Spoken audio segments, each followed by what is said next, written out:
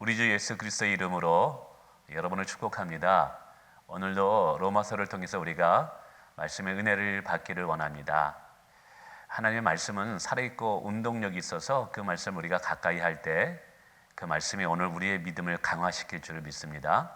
자, 오늘은 로마서 7장 14절부터 25절까지 이제 살펴보게 되는데요. 오늘도 여전히 본문으로 들어가기 전에 이전에 어떠한 말씀의 내용이 있는가를 잠시 살펴보기를 원합니다.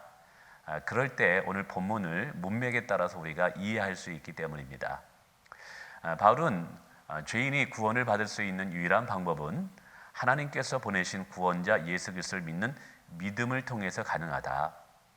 우리의 구원은 행위를 통해서 주어지는 것이 아니라 오직 믿음을 통해서 주어진다고 주장을 했습니다. 그런데 이것이 혹자들에게는 우리의 구원이 행위가 아닌 믿음을 통해서라면 구원을 얻은 이후에 행위와 상관없으므로 우리가 아무렇게 살아도 되는 것은 아닌가라는 오해를 충분히 불러 일으킬 수 있었던 것 같습니다. 그러나 바울은 진정으로 복음의 의미를 알고 예수 그리스도의 은혜를 아는 자는 오히려 그 이전보다 거룩하고 의로운 삶을 더 살아갈 수밖에 없는 자가 된다라고 설명합니다. 그것을 신학적인 교리로서 연합의 교리로서 설명하게 되죠. 세 가지를 설명했습니다. 하나는 세례라는 연합을 통해서 우리가 예수와 함께 죽고 예수와 함께 다시 살아남으로 우리는 새 생명 가운데 행하는 자가 되게 되었다라는 것이죠. 두 번째는 종과 주인의 연합의 관계를 통해서 설명합니다. 과거 우리는 죄의 종이었지만 이제 예수 믿고 난 이후에는 예수 그리스도께서 우리의 주인이 되십니다. 그러므로 그 예수 그리스도와 연합된 우리들은 주인인 예수님을 기쁘시게 하기 위해서 우리는 거룩하고 의로운 삶을 살 수밖에 없다는 것이죠. 세 번째는 결혼이라는 의미를 통해서 설명했습니다. 이 결혼을 통해서 이제 율법이라는 신랑에서 예수 그리스도라는 새로운 신랑을 우리가 맞이하게 되었죠. 그래서 이제 우리는 자원함과 기쁨으로 신랑을 또 기쁘게 하면서 신앙생활하게 되는 것이죠. 그리고 그 신랑 되신 예수님은 분명히 다시 오실 것입니다. 그러므로 그 거룩하고 의로운 신랑을 맞이할 신부인 우리들의 모습은 거룩함과 의로운 삶으로 이제 준비되어져야 된다는 것이죠. 그래서 이런 과정을 통해서 오히려 오직 믿음으로 구원을 얻는 자들은 더욱더 거룩하고 의로운 삶을 살 수밖에 없다라고 말씀드렸습니다. 근데 그러면서 우리 지난 시간에 율법의 기능에 대해서 배웠어요. 왜 그러냐 하면 바울 사도는 우리가 율법으로부터 자유하게 되었다, 율법으로 해방되었다라는 이 구조를 통해서 혹 어떤 사람들은 마치 율법이 죄인 것 같이 율법이 부정적으로 오해될 수 있었기 때문에 바울은 율법은 결코 악한 것이 아니다, 죄가 아니다, 오히려 율법은 선하고 의로운 것이다 라고 말씀을 드렸습니다. 율법이 어떤 측면에서 선하고 의로울까요? 바로 그 율법은 우리에게 무엇이 죄인지를 깨닫고 그리고 우리의 삶에 죄가 있음을 깨달음으로 우리가 죄인인 것을 깨닫게 하는 것이죠. 그리고 그 율법은 그 죄를 통해서 우리를 정죄합니다. 그 절망 가운데 그 정죄를 통해서 우리는 또 절망하게 되죠. 그러나 그 절망이 오히려 하나님께서는 예수 그리스도를 바라보게 하는 선한 도구로 사용하더라는 거예요. 그래서 율법을 통해서 내가 죄에 대한 절망을 깨닫고 그 절망 때문에 우리가 예수가 아니면 도저히 구원을 받을 수 없다라는 것을 절실히 깨닫게 되죠. 그래서 이 율법은 우리를 하여금 예수를 바라보게 하기 때문에 선한 것입니다. 근데 이제 이 율법이라는 것이 구원을 얻게 하는 순간, 우리를 구원을 얻게 하는 과정 속에서도 선하고 의롭고 예수를 바라보게 하기 때문에요. 그러나 이 율법의 기능은 우리가 구원을 받은 이후에도 여전히 우리에게 작용하고 있다는 사실이에요. 우리가 구원을 얻은 이후에 성화의 과정이 우리 앞에 놓여져 있습니다. 우리가 천국 가는 그날까지 예수 믿는 자의 아름다운 삶이 우리 앞에 놓여져 있죠. 근데 이러한 삶을 살아가는 과정에서도 우리의 삶에 예수가 꼭 필요한 것을 깨닫게 하기 위해서 율법은 율법의 기능을 여전히 우리 가운데 한다는 것이죠. 오늘 우리는 그것을 배우게 될 것입니다. 자, 그런데 오늘 우리가 이제 로마서 7장 14절부터 25절까지 이것을 묵상하게 되는데 이것을 묵상하기 전에 먼저 여러분이 좀 기억해야 될 것, 좀 알아야 할 내용이 세 가지가 있다고 봅니다. 하나는 오늘 본문에 나오는 바울의 내적인 내면의 갈등을 우리에게 소개합니다. 그러면 그 갈등이 과연 예수를 믿기 이전에 바울의 갈등이었을까요? 아니면 예수를 믿고 난 이후에 바울의 갈등이었을까라는 것입니다. 이것은 신학적인 논쟁이 많았던 부분입니다. 그래 결론적으로 말하면 우리가 성령을 통해서 내가 죄인임을 깨달아요. 성령을 통해서 내 안에 선한 것이 없음을 깨닫게 되고 예수를 믿게 됩니다. 그러니까 성령이 온 사람만이 율법의 기능을 깨닫게 돼요. 그래서 오늘 본문의 내용은 구원을 받기 이전에 바울의 갈등이 아니라 구원을 받은 이후에 여전히 자기 안에 이 원죄의 영향력으로 인해서 갈등하는 바울의 모습이라는 것을 좀 설명해 줘서 이해해 줬으면 좋겠습니다. 왜 그러냐면 이렇게 이해되어질 때만이 오늘 우리 안에 성화의 과정 중에서 일어나는 내적인 고민들을 우리가 이해할 수 있기 때문에 그래요. 두 번째는 구원의 여정 중에서 좀 신학적인 용어로 이미와 아직이라는 단어를 가지고 구원의 여정을 설명합니다. 이 말은 이미 우리는 예수 그리스도의 십자가의 은혜로 구원을 받은 것입니다. 그리고 이미 저와 여러분은 예수를 믿기 때문에 구원이 취소되지 않고 천국에 가게 될 것입니다. 그러나 구원이 이미 우리 가운데 왔다 할지라도 구원이 아직은 완성이 된 것이 아니라는 거예요. 그 완성은 언제 이루어지냐? 우리가 천국에 갔을 때 성화가 완전하게 이루어질 때 구원이 완성되는 것입니다. 그러니까 구원이 내게 이미 왔다 할지라도 완성은 천국에 가서 이루어지기 때문에 우리는 구원을 받았다 할지라도 천국 가는 그날까지 과도기적인 삶을 살 수밖에 없다라는 거예요. 그 과도기적인 삶을 살 때 우리는 여전히 죄와 싸움의 삶을 살 수밖에 없다라는 것을 먼저 이해해 주셨으면 좋겠어요. 무슨 말이냐면 구원을 받았다고 해서 바로 천사처럼 변화되는 것은 아니라는 거예요. 구원을 받은 이후에도 여전히 우리는 죄와 싸우는 삶을 살 수밖에 없는 존재라는 것을 먼저 이해해야 됩니다. 세 번째 이해를 해야 될 것은 이제 구원을 받은 이후에 가장 그 갈등이 일어나는 장소는 우리의 내면이라는 거예요. 갈라디아서는 로마서의 압축판입니다. 그래서 로마서를 이해하고자 할 때 아주 좋은 책이 갈라디아서를 함께 보는 거예요.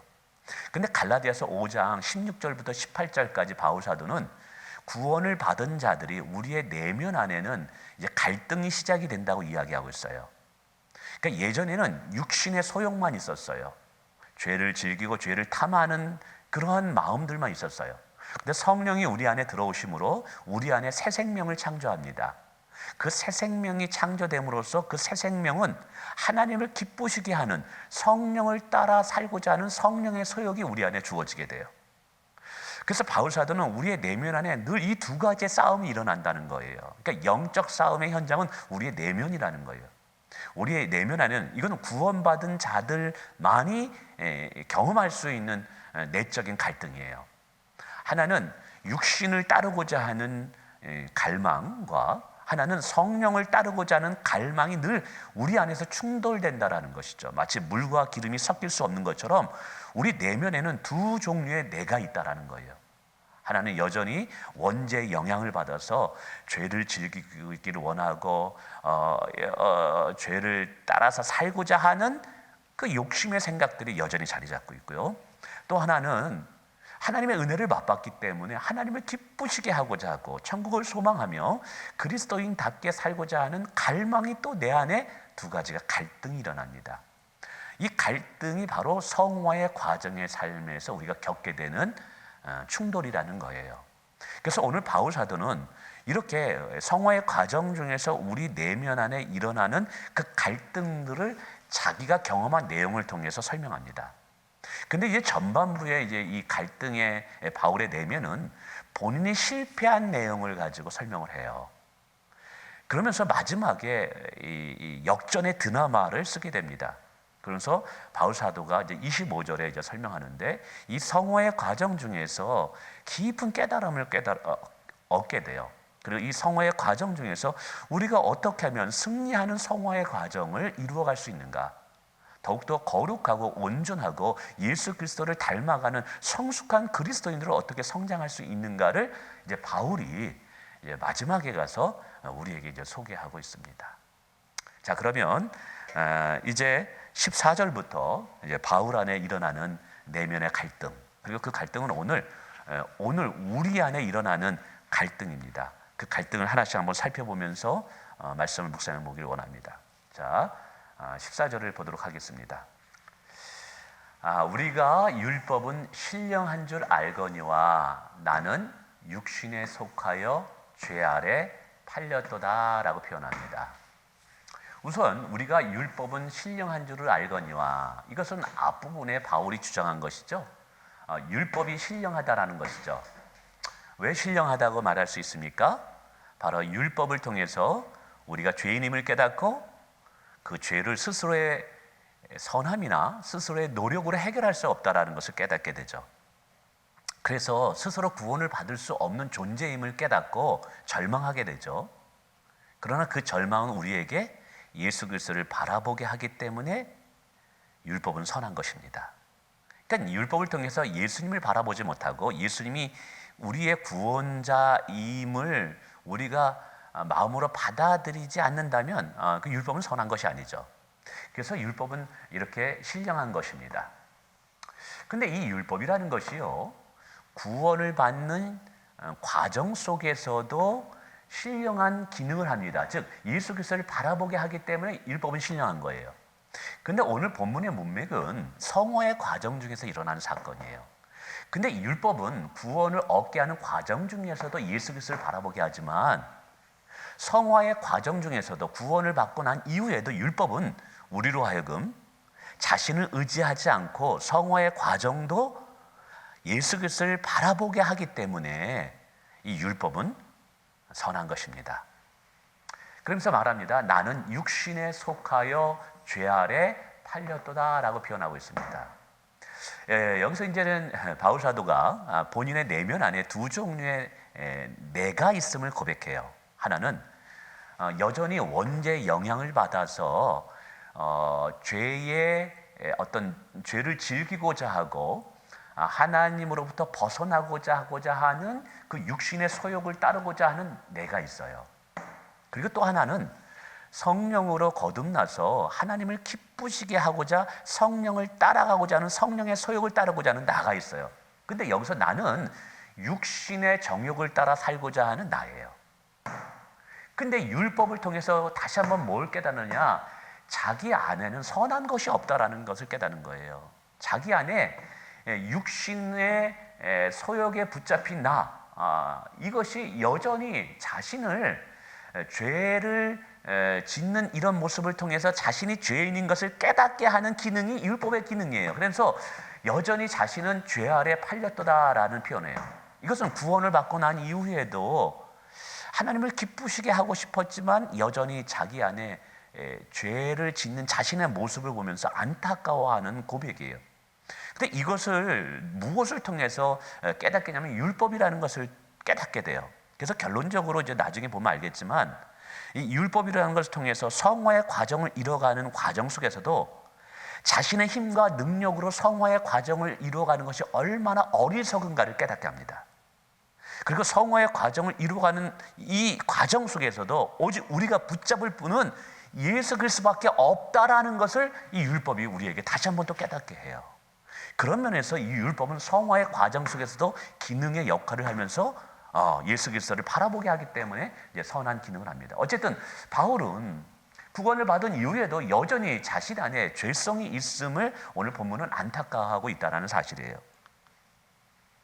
자, 그러면서 구체적으로 이야기합니다. 내가 행하는 것을 내가 알지 못하노니 곧 내가 원하는 것은 행하지 아니하고 도리어 미워하는 것을 행함이라 라고 말합니다. 내가 행하는 것을 내가 알지 못하니, 여기서 이 내와 내가 사실은 좀 구분 지을 필요가 있습니다. 이 앞에 있는 나는 육신의 소욕을 따르고자 하는 나예요. 이 육신의 소욕을 따르고자 하는 자가 뭘 행하냐 하면 내가 원하는 것을 행하지 않고 도리어 미워하는 것, 뭐겠어요? 죄를 짓고자 하는 욕망, 이것을 따라간단 말이에요. 그런데 이 뒷부분에 나는 누구냐 하면 성령으로 거듭난 나예요. 이 성령으로 거듭난 나는 육신의 소욕에 행하는 내가 하는 죄를 알지 못했다라는 거예요. 그래서 그걸 구체적으로 말합니다. 곧 내가 원하는 것은 행하지 아니하고, 여기서 내가 나는 건 뭐예요? 이 앞부분에 말한 성령의 지배를 받는 나예요. 이 사람이 원하는 건 뭐예요? 성령의 소욕에 따라서 살고자 하는 자, 하나님을 기쁘시게 하는 것을 원한 거예요. 선하고 의롭고 정말 하나님을 영화롭게 하는 것을 원해요. 근데 이 내가 원하는 것은 행하지 아니하고 도리어 이 성령의 소욕이 기뻐하지 않는 미워하는 것을 행한다는 거예요. 근데 이 미워하는 것을 행하는 것도 사실은 누구예요? 거듭난 바울이에요.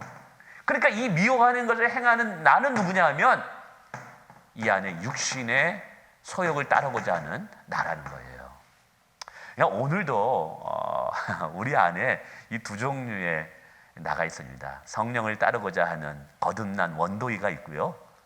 그러나 여전히 아담의 원죄에 의해서 길들여져서 하나님이 기뻐하는 것과 정반대로 나가려고 하는 원도의라는 육적인 원도의가 있는 거예요. 그래서 이 두 가지는 늘 싸웁니다. 이렇게. 자, 그러면서 16절에 말합니다. 만일 내가 원하지 아니하는 그것을 행하면 내가 이로써 율법이 선한 것을 시인하노라. 자, 여기서도 말합니다.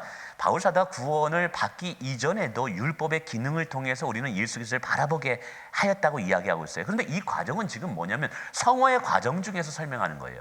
성화의 과정 중에서도 율법이 선한 것을 바울이 시인한다는 것은 여전히 율법은 우리 가운데 기능을 한다는 거예요. 근데 율법의 가장 중요한 기능이 뭐예요? 예수 그리스도를 바라보게 하는 거예요.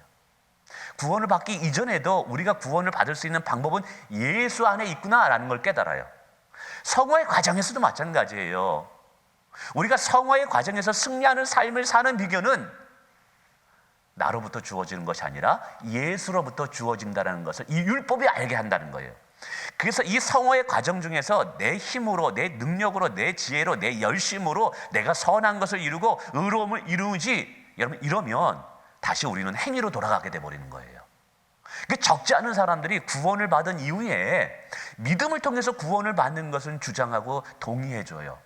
그러나 이제 믿음을 통해서 구원을 받았어요. 그럼 구원을 받은 이후에는 사람들이 어떻게 돌아가느냐? 다시 행위로 돌아가더라는 거예요. 행위로. 이 행위가 뭐냐면 자기의 힘과 자기의 능력으로 성화를 이루어가려고 하는 노력을 말하는 거예요. 그런데 바울은 그렇게 하면 할수록 무너지는 자신의 모습을 보았던 거예요. 그래서 어떻게 하느냐? 이 율법은 예수 그리스도를 바라보게 한다 그랬어요. 그래서 이 성화의 과정 중에서 이 성화의 승리하는 삶을 사는 비결은 뭐냐면 결국 나로부터 주어지는 것이 아니라 예수로부터 주어진다는 걸 다시 말하는 거예요. 그 율법은 성화의 과정 중에서도 저와 여러분으로 하여금 예수를 바라보게 하고 예수와 연합하게 하고 예수를 묵상하게 하고 예수를 사랑하게 하고 예수를 붙잡게 하는 것이 율법의 두 번째 또 성화의 과정성의 기능이에요. 그래서 봅니다. 만일 내가 원하지 아니하는 그것을 행하면, 여기서 내가가 뭐예요? 거듭난 나예요. 이 거듭난 내가 원하지 아니하는 것을 행해요. 이 원하지 않는 것을 행하는 자는 누구예요? 육신에 속한 나예요. 욕망에 속한 내가 그것을 행하요. 그러니까 성령으로 거듭난 나는 이럴 때마다 절망을 느끼는 거예요. 자기가 하고 싶은 하나님을 기쁘시게 하는 일을 자기가 못하고 오히려 하나님과 반대되는 육신의 정욕을 따라 살기를 원하고 안목의 정욕을 따라 살고 그러고자 하는 내 마음이 내 안에 자리 잡고 있는 이 모습을 통해서 바울은 자기 자신에 대해서 실망을 하는 거예요. 그러면서 스스로는 성화의 과정을 이룰 수 없구나라는 것을 깨달음으로 예수를 붙잡으면서 예수와 함께 성화의 과정을 살아야 되겠구나라는 걸 깨닫는다는 거예요. 바로 이것이 뭐냐면 율법이 이렇게 알게 하기 때문에 율법이 선한 것이라는 거예요. 자, 그러면서 이제는 그것을 행하는 자가 내가 아니요 내 속에 거하는 죄니라. 이것도 똑같아요. 이제는 그것을 행하는, 그것이 뭐예요? 하나님이 원치 않는 것을 행하는 것. 이런 것을 행하는 것은 내가 아니라는 거예요. 이 내가가 누구였어요? 거듭난 나.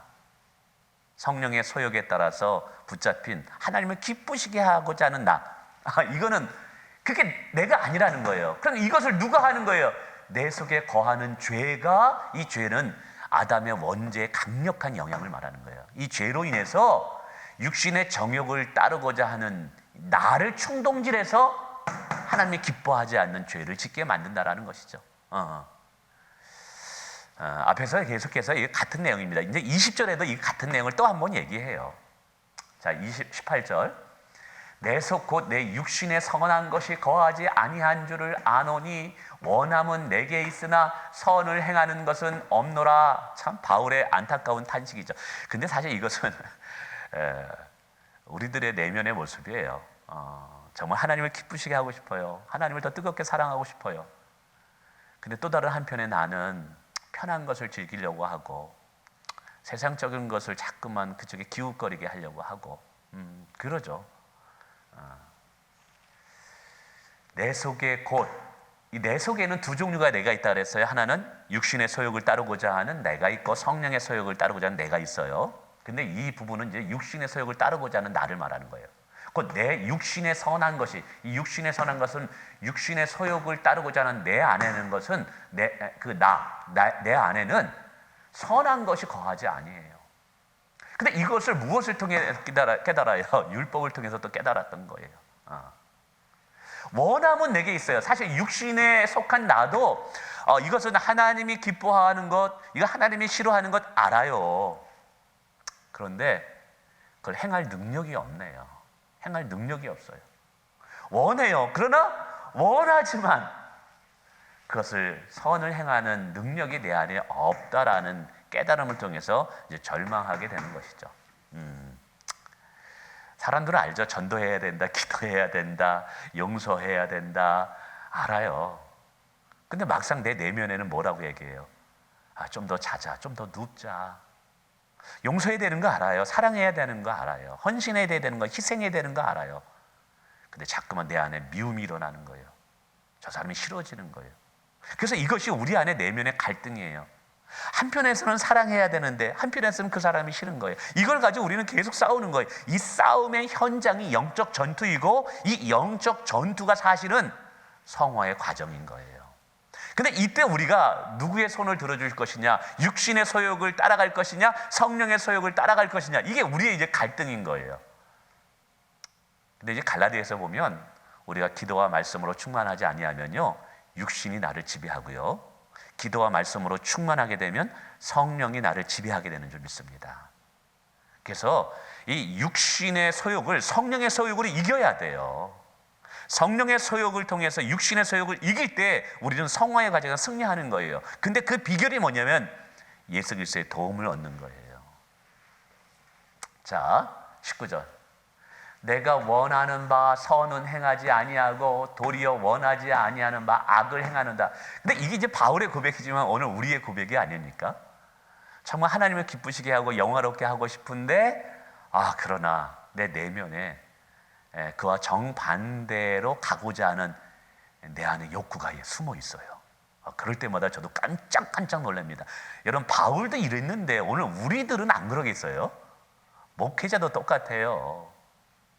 정말 거룩하고 의로운 삶을 살기를 원하지만 또 내 내면의 또 다른 측면 어디선가가 죄가 움틀거려요. 그리고 죄성을 즐기고자 하고 세상적인 쾌락을 즐기고자 하는 이 욕망들이 계속 올라옵니다. 그래서 매일같이 싸움이에요. 내 내면의 이 전쟁이 매일같이 전쟁이에요. 그래서 매일같이 무릎 꿇지 아니하면, 매일같이 주의 이름을 부르지 아니하면 목회자라도요, 장로님이라도요 넘어지는 거예요. 그래서 말합니다. 내가 원하는 바 선은 행하지 않고, 정말 우리가 원하는 게 뭐예요? 하나님을 기뻐하는 거죠. 그런데 그걸 행하지 않고 뭘 해요? 막상 우리의 삶을 보면 악을 행하는 우리의 모습을 보더라는 거예요. 이것이 성화의 과정 중에서 바울이 수없이 무너지고 쓰러졌던 본인의 실패한 경험 아니겠어요? 자, 그러면서 20절에 17절에 한 이야기를 다시 한번 얘기합니다. 만일 내가 원하지 아니하는 그것을 하면 이를 행하는 자는 내가 아니요 내 속에 거하는 죄입니다. 만일 내가 원하지 아니하는 그것을 하면 이를 행하는 자는 내가 아니요. 여기서 내가도 또 누구겠어요? 성령으로 거듭난 나예요. 근데 이것을 행하는 나는 또 누구예요? 육신의 소욕의 나예요. 근데 성령의 소욕은 하나님의 기쁘시는 것을 행하라. 내 마음에 천사가 들어있는 것이죠.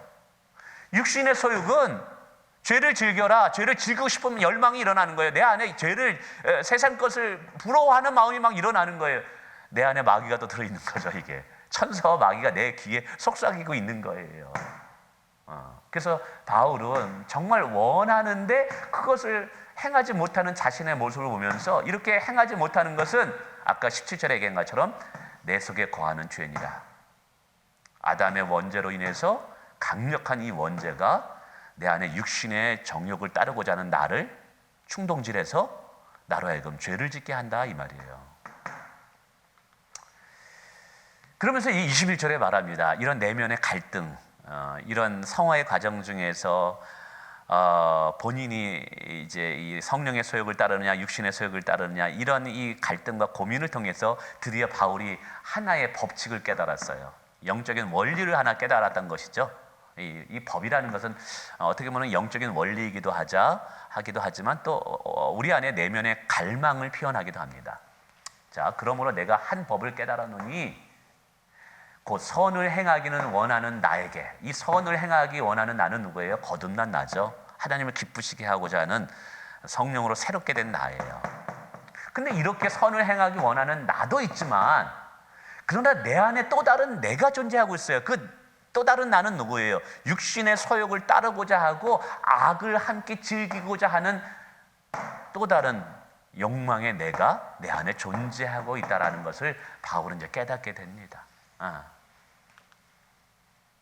그래서 바울은 이렇게 합니다. 내 속사람으로는 하나님의 법을 즐거워합니다. 그렇죠? 이 속사람은 거듭난 새 사람이죠. 우리의 속사람, 우리의 새 사람은요 하나님의 법을 즐거워해요. 하나님의 말씀을 즐거워하고 하나님이 영화롭게 하는 것을 즐거워하고 정말 우리 안에 하나님의 영광을 위해서 살고자 하는 마음, 그 거짓된 마음은 아니에요. 정말 그렇게 하고자 하는 그것이 우리에겐 큰 즐거움이에요. 그런데 또 다른 내가 내 지체 속에 또 다른 법이, 또 다른 갈망이, 그게 뭐예요? 육신의 소욕을 따르고자 하는 또 다른 나이죠. 이 갈망이 내 마음의 법과 싸워. 이 내 마음의 법은 뭐냐면 성령을 따르고자 하고 하나님을 영화롭게 하자는 이 갈망과 싸워요. 그래서 결국 누가 이겼냐면 바울도 경험한 거예요. 여기서 이제 자기의 실패를 경험하는 거예요. 이야기하는 거예요. 육신의 정욕을 따르고자 하는 자신과 성령의 소욕을 따르고자 하는 나 자신이 둘이 싸워요. 근데 바울은 결국 누가 이겼냐면 육신의 소욕을 따르고자 하는 그 바울이, 성령을 따르고자 하는 바울을 이겼다라는 거예요. 그래서 그걸 어떻게 표현하느냐? 내 주체 속에 있는 죄의 법으로 나를 사로잡는 것을 보는도다. 아주 표현이 너무나 멋졌습니다. 이 죄의 법으로라는 것은 죄에 대한 갈망, 죄에 대한 열망으로 나를 사로잡는다. 그리고 죄를 짓게 하게 만들더라는 거예요. 그러니까 바울도 영적 싸움에서, 특별히 내면에서 성화의 과정 중에서 육신의 소욕을 따르느냐 성령의 소욕을 따르느냐, 이 내적인 두 자아의 이 갈등 속에서 무너졌던 거예요. 그래서 성령의 소욕을 따라야 되는데 바울도 성령의 소욕을 따르지 못하고 육신의 소욕을 따라서 무너진 자신의 모습을 보는 거예요. 그러니까 바울이 이런 자신의 모습을 통해서 뭐라고 얘기할 수밖에 없겠어요. 우리가 늘 이 고백을 많이 합니다. 저도 이 고백을 하나님 앞에 회개할 때마다 합니다. 자, 24절에 한번 볼까요? 오라, 나는 공고한 사람이로다. 이 사망의 몸에서 누가 나를 건져내랴. 성화의 과정 중에서 성령을 따르고자 하는 육신의 따르고자 하는 이 내가 육신을 따르고자 하는 또 다른 이 나에게 무너져 버렸다 이 말이에요. 정말 하나님을 기쁘시게 하고자 하는데 오히려 죄를 짓는 나의 모습을 보는 거예요. 이때 우리 가슴이 무너지는 거예요. 절망이 오는 거예요. 정말 마음이 너무너무 안타까운 거예요. 그 안타까움을 뭐라고 표현하냐면 오라, 나는 공고한 사람이로다. 여러분 이거 느끼십니까? 여러분 이런 고백 한번 해보셨습니까? 정말 저도 이 고백을 참 많이 합니다. 근데 둘 다 사실은 내 안에 있는 나예요. 그래서 이렇게 고백하죠. 이 사망의 몸에서, 죄로 인해서 정말 절망하는 이 연약한 나에서 누가 나를 이 상황에서 건져내느냐. 이 성화의 과정 중에서 이게 무너졌을 때 누가 나를 건져내서 더 거룩한 삶, 의로운 삶으로 누가 나를 이끌어갈 것이냐, 이게 우리의 고민인 거죠. 그래서 이제 성화의 과정 중에 있어서요, 제일 큰 싸움은요, 내 내면에서 일어납니다. 그래서 영적 싸움에서 가장 큰 승리는 나 자신에 대한 승리예요. 그러니까 나 자신을 이기는 자는 세상을 능히 이깁니다. 세상과의 싸움보다 더 힘든 것이요, 나 자신과의 싸움이에요. 근데 바울도 이렇게 무너졌다면 여러분, 오늘 우리는 또 어떻겠어요? 자, 그러면서 25절에 아주 드라마틱하게 반전이 이루어집니다. 25절에 보니까 우리 주 예수 그리스도로 말미암아 하나님께 감사하리로다. 아니, 앞에서는 오라 나는 공고한 사람이다, 사망의 몸에서 누가 나를 건져내, 절망이에요, 실패예요. 근데 벼랑간 25절 들어가서 완전히 바울 사도는 감사하리로다라고 완전히 이게 승리의 개가를 부르더라는 거예요. 자, 그러면 바울 사도가 영적 전투에서 내 내면의 싸움에서 육신의 소욕을 완전히 이기고 성령의 소욕을 완전히 따랐기 때문에 이렇게 감사했을까요? 근데 아니에요. 여기 봅니다, 후반절에. 그런즉 내 자신이 마음으로는 하나님의 법을, 마음이 뭐예요? 성령의 소욕에 따른 거듭난 나예요. 이 나는 하나님의 법을 정말 즐거워해요. 근데 육신은 뭐예요? 내 안에 또 다른 나, 아담의 범죄로 인해서 원죄의 영향을 받아 육신의 소욕을 따르고자 하는 나는 여전히 뭘 섬겨요? 죄의 법을 지키노라 라고 얘기했어요. 만약에 이게 감사하리로다가 내가 마음으로 하나님의 법을, 육신으로는 죄의 법을 이겼다라고 하면서 감사한다 그러면 이게 이해가 될 상황이에요. 그런데 오늘 본문을 보면 앞부분에서도 절망이고 실패하였고, 그리고 오늘 본문 속에서도 여전히 바울의 내면에는 영적 싸움이 일어나고, 그 싸움 중에서 바울은 승리할 때도 있었지만 패배할 때도 있었단 말이에요.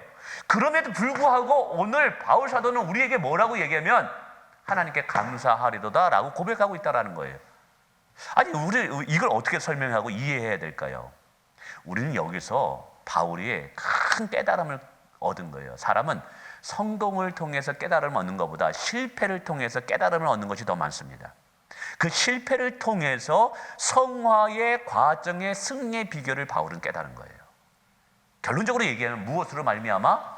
예수 그리스도로 말미암아 그는 성화의 과정에서 승리할 수 있다는 것을 깨달았던 거예요.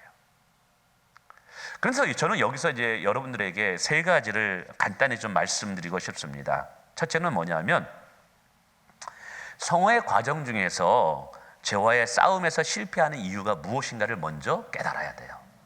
아까 그것을 율법의 기능을 통해서 바울은 깨달았다고 이야기하고 있어요.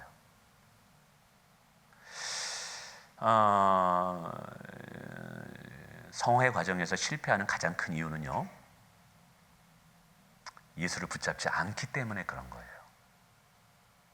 사람들은 종종 구원을 받을 때만 예수 그리스도를 필요로 합니다. 그래서 예수 그리스도를 믿는 믿음으로 구원을 얻는다고 이야기해요.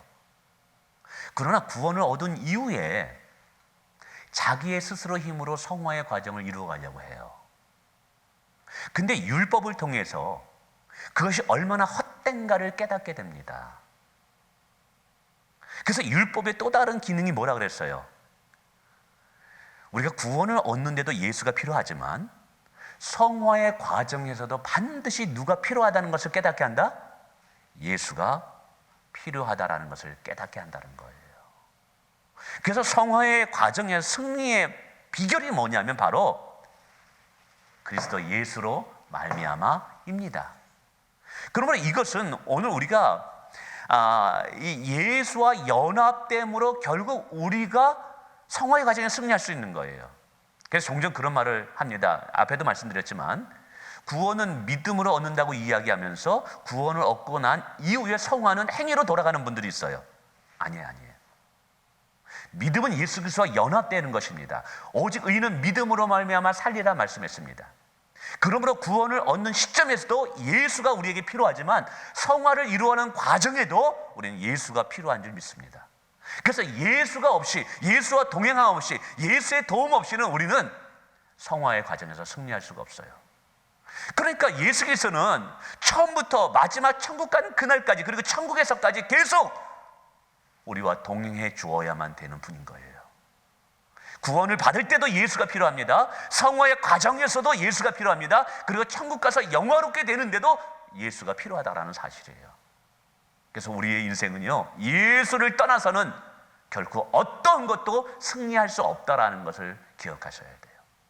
그래서 결론적으로 바울 사도는 자기의 실패를 통해서 우리가 성화의 이 과정을 이루는데 승리의 비결은 결국 예수 그리스도로 말미암아. 그래서 바울 사도는 계속해서 그의 선신서를 보면 교회들에게 권면합니다. 믿음의 주여 온전히 계신 예수 그리스도를 바라보라. 예수 그리스도를 묵상하라. 예수 그리스도를 사랑하라. 심지어는 고린도 교회에 예수를 사랑하지 않는 자는 저주를 받을 자다라고 이야기하고 있어요. 그러므로 우리가 오늘 예수 믿고 이제 천국 가는 그날까지 정말 성화의 과정으로 성숙하고 온전해지고 마귀와 싸우고 세상과 이겨 싸우고 나 자신과 싸움에서 이기는 이 성화의 과정에서 승리의 비결은 뭐냐면 내 안에 예수로 충만한 거예요. 예수를 바라보는 거예요. 예수를 묵상하는 거예요. 안지나 서나 예수의 생각으로 우리를 충만케 하는 거예요. 무엇보다 예수를 깊이 사랑하는 거예요. 예수를 묵상하는 거예요. 그래서 바울 사도는 얘기하는 그리스도 아는 지식이 가장 고상함이라고 이야기하고 있습니다. 세상의 그 모든 것을 배설물로 여긴다는 것, 그 모든 것이 뭐예요? 과거에 자신을 자랑하고 자신의 행위를 통해서 하나님 앞에 의로워지려는 모든 것을 다 내려놔였어요. 그래서 그리스도를 아는 지식이 가장 고상함이라고 이야기합니다. 왜 그럴까요? 바로 그리스도를 깊이 알아갈 때 그리스도를 사랑하게 되고 그리스도를 사랑하게 될 때 우리는 계속해서 성화의 과정에서 승리할 수 있기 때문인 줄을 믿습니다. 할렐루야. 오늘 말씀 들어주셔서 감사합니다.